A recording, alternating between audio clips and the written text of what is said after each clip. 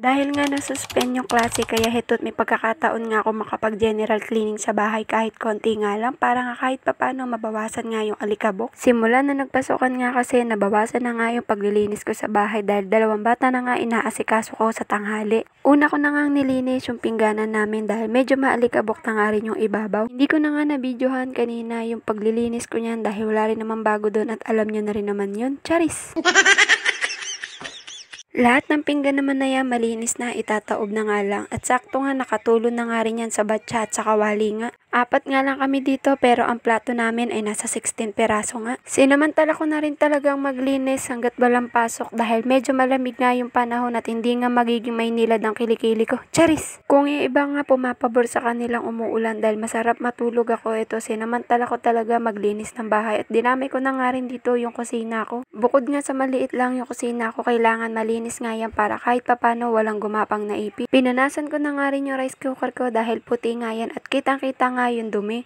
Dito nga sinabay ko na nga lang din harapin yung ibabaw ng rep namin at papalitan ko na nga rin yung cover dahil marumi na nga rin. Talagang sinagad ko na pagiging sipag-sipagan ko. Dito nga muntik pa ako mabagsakan sa ulo, mabuti na nga lang at medyo malayo pa. Pagka-check ko nga doon sa inalis kong cover head at papalitan ko na nga rin siya ng bago dahil bagong laban na nga rin to. Huwag yun na nga rin pansinin nyo na sa ibabaw dahil wala rin naman ako ibang paglalagyan yan at ayan na nga yung pinakamaayos nyan. Dito nga tapos na nga ako sa may kusina at nalinis ko na nga, naitaob ko na nga rin yung mga plato namin at pagkatapos ko nga sinimulan ko naman na dito sa may sala namin ang magwalis dahil medyo maaligas-gas nga. Malabas kasi yung mga bata minsan na hindi na nagchichinelas, ewan ko ba sa mga to, may mga chinelas din naman. Huwag yun na lang din pansinin yung sahig namin dahil lalagyan ko rin yan sa susunod ng nirolyo pero huwag kayong mag-alala dahil araw-araw ko rin naman nilalampaso. Nasobrahan na nga ata ako sa kasipagan, pati nga electric pan di ko na rin pinalagpas. Charis!